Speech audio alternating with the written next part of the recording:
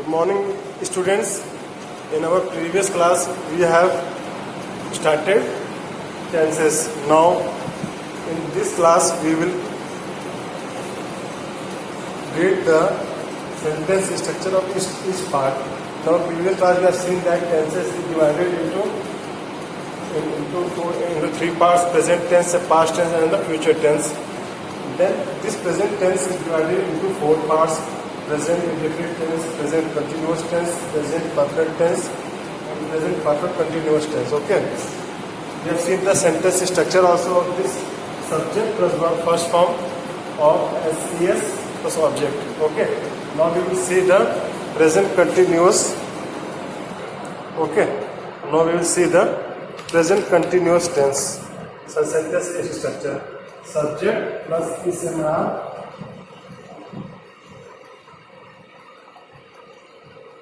plus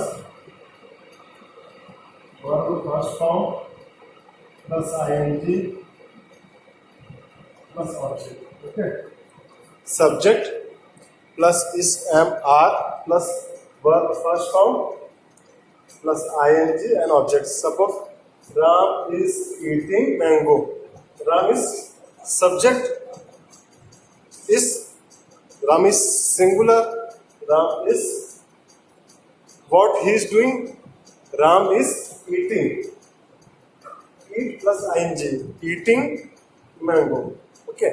Now we will see the sentence structure of present perfect tense. In present perfect tense, two helping verbs are used: has and have. Okay. We will see the sentence structure of present perfect tense. Okay.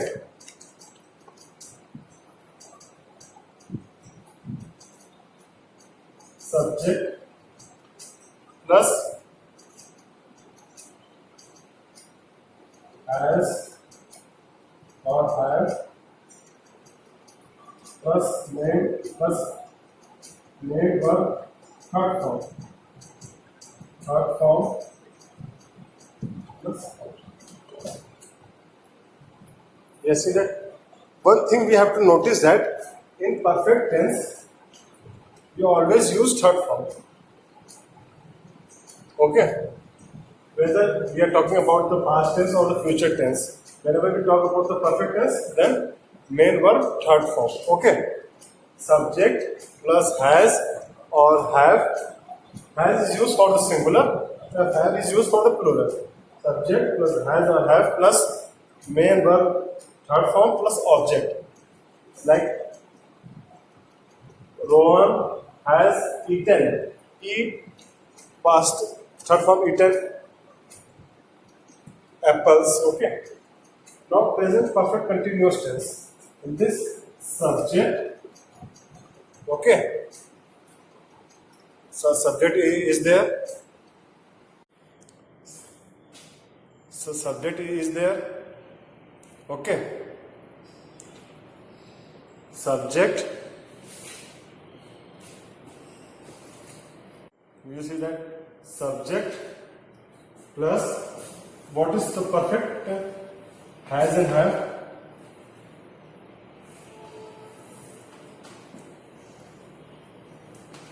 Plus continuous verb first form plus ing. And tell me one thing, whether in this been is used or not. Class, in this subject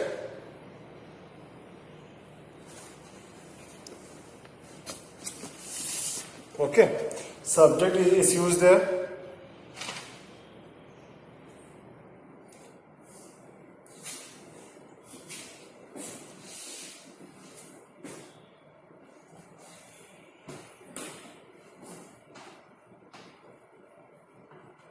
Being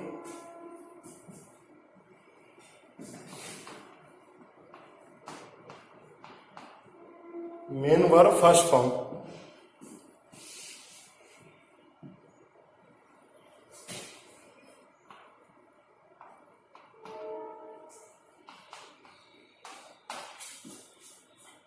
Okay.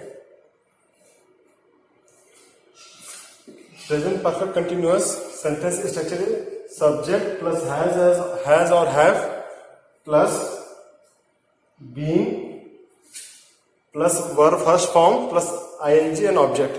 Like Ram has been eating mango. This is your present perfect continuous tense. Okay.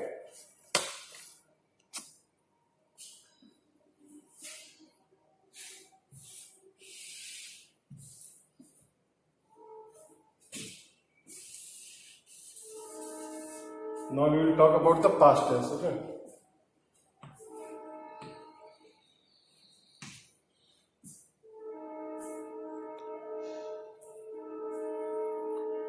Past indefinite tense. Now see the sentence structure.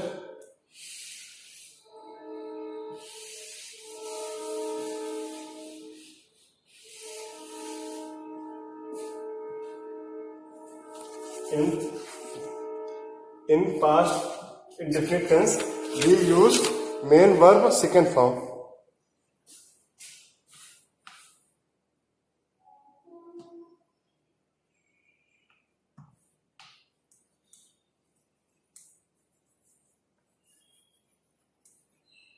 Okay. In past indefinite tense, we use verb second form plus object. In this subject, in this was and were is used. Subject helping word is was and were plus verb first form plus ing plus object. Okay. Subject plus was or were, verb first form plus ing and object. In the present perfect tense, subject had verb third form plus object. And in the present perfect continuous tense, subject plus had plus being plus main verb first form plus ing and object. Okay. In past indefinite tense, we have seen that subject plus verb second form is used plus object. Like Ram went to the market, second form. Okay. Present continuous tense, was or were is used as a helping verb plus verb first form plus ing and object. Past perfect tense, subject plus had verb third form plus object. Then here past perfect continuous tense, subject plus had plus being, main verb first form plus ing and object. Okay.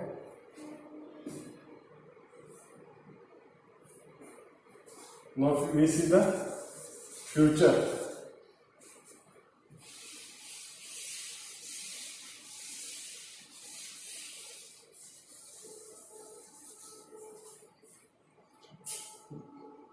When we are telling about the sentence structure, then from the same sentence structure you can make interrogative sentence also. You can make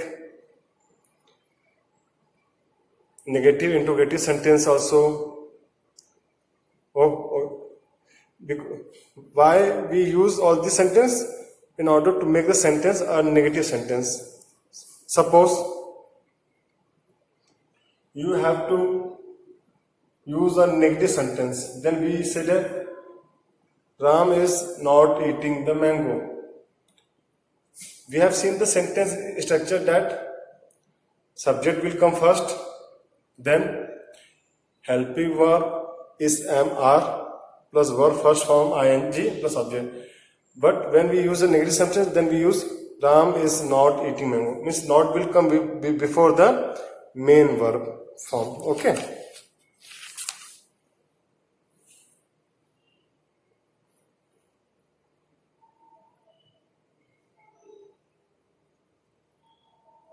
Now we will move towards the future tense. Okay, future tense.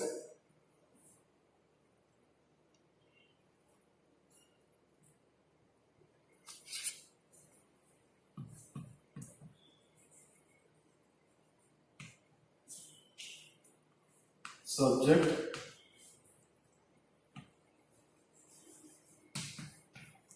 in this future tense, two helping verbs are there, will and shall. Okay, will and shall plus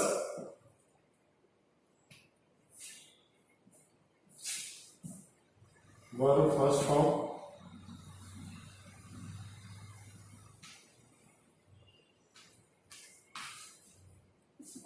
all of you. Future indefinite tense. See the sentence structure. Subject plus helping verb plus main verb first form plus object. Okay.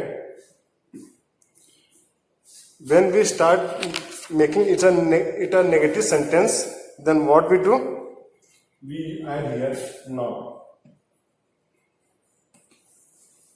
Means whenever we use a negative word, not, before the main verb first form, that sentence will become a negative sentence. Otherwise, it is an affirmative sentence. The main thing is that if you know the sentence structure of all these 16, 4 of this, 4, means if you know the 16 sentence structure of each tense, means affirmative sentence structure, then you can easily make it into a negative sentence, into an interrogative sentence, into a negative interrogative sentence. Means that on the basis of 16 pillars, 4, 4, 4, means 4, 8, 12, means on the basis of these 12 pillars, you can create many pillars with the help of these 4 pillars. On the basis of these 4 pillars, 1, 2, 3, 4 pillars, you can make 4 sentence of this, 4 of this, means 4, 8, 16 sentence. Means on the basis of 4 affirmative sentence structure, you can make 16 sentence structure. Okay. The same as 16 here, 16 here. In total, how much we have made the sentence structure? For 48. Okay. Now we will move towards the present continuous tense. Okay. Subject plus will. Sorry. In present continuous tense, we use will be or shall be. Okay.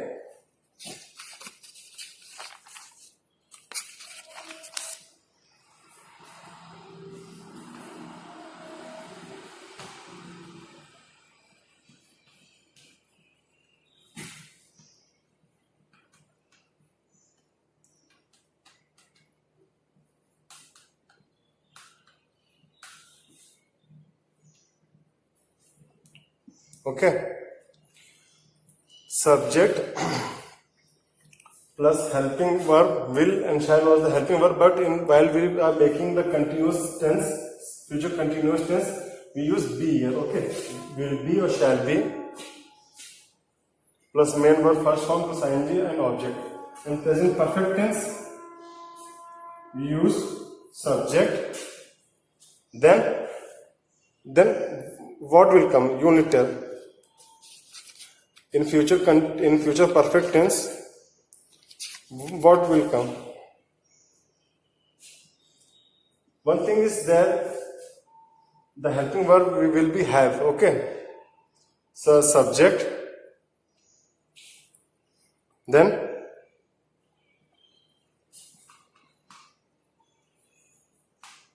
will or shall, then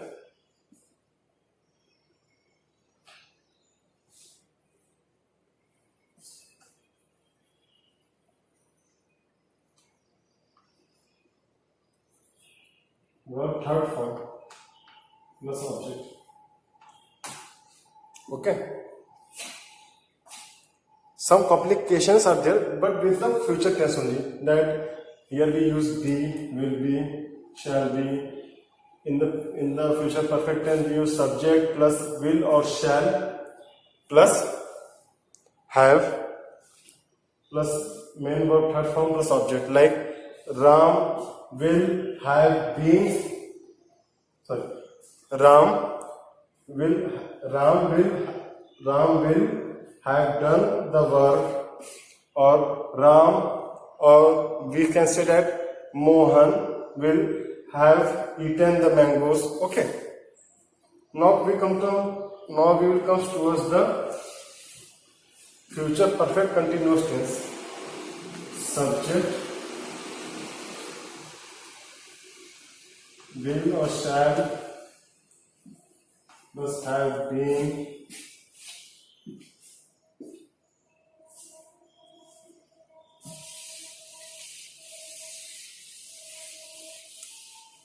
Let me write on the top, okay? Subject plus helping verb will or shall. Then will and shall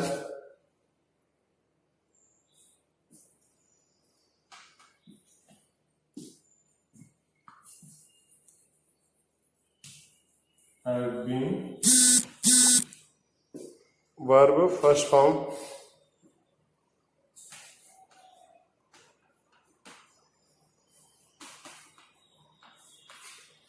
object. Okay.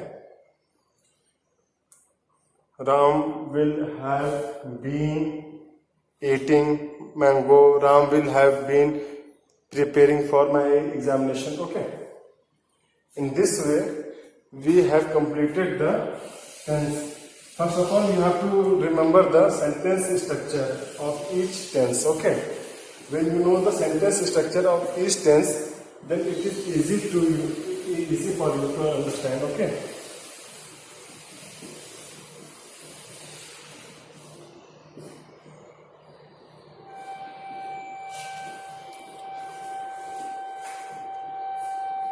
After this, we will move towards our new chapter. And what was the name of the new chapter?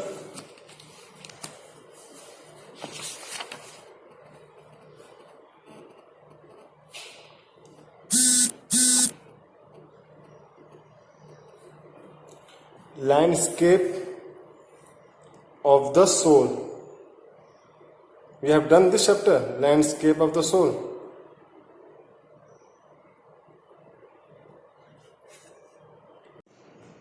Landscape of the soul we have completed. Now we have to start a new poem. The name of the new poem is The Voice of the Rain.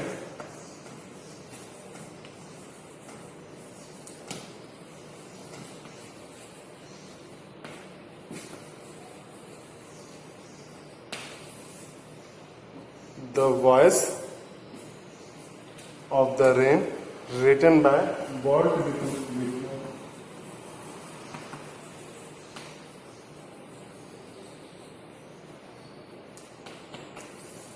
Written by Walt Whitman. This is a important poem from the point of exam of you. Okay. This poem is important. Okay. The Voice of the Rain, written by Walt Whitman. Actually, in this poem, the main role is of rain. How the rain is audible, how rain sound is, what are the benefit of the rain. If there is no any rain, then what will be happen? Okay. That's why it is known as the voice of the rain. Walt Whitman very, very beautifully and very precisely presented the poem, The Voice of the Rain. What is the importance of the rain? If there is no any rain, then what will happen on this earth? Everywhere there will be a desert land. No greenery should be there. our land, which is so much fertile because of the water only, that will become dry, barren. Then what are the importance, what are the significance of the rain is, it is very beautifully explained by the Walt Whitman in a short poem. Name of the poem is The Voice of the Rain. And who art thou? Who art thou? Art means are and thou means you. And who are you? Now the poet is asking the question, who are you? Said I to the soft falling shower. Now the rain is saying that I am the soft falling shower, means I am very soft, very delight in nature. I am the soft falling shower, which strange to tell gave me an answer, which is strange to tell. It means it is very strange to tell me that I am the soft falling shower. As here translated, I am the poem of earth. Now, the poet has used a metaphor, says that I am the poem of the earth. Means, I am the poem of earth. Rain is saying that I am the poem of the earth, said the voice of the rain. Voice of the rain is because in the beginning of the poem only, we have seen that in the first line only, the poet is asking, who are you? Now the rain is giving the answer. Now the rain is saying that I am the poem of the earth. Means I am the imagination, I am the life of the earth. A very beautiful metaphor had been used. This answer had been given by the voice of the rain. Eternal I rise, impalpable out of the land and the bottomless sea. Eternal means endless.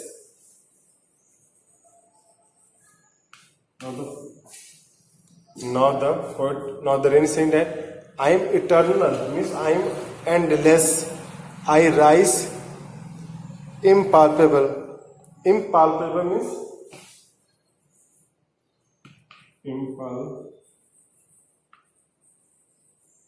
impalpable means the things which you cannot touch.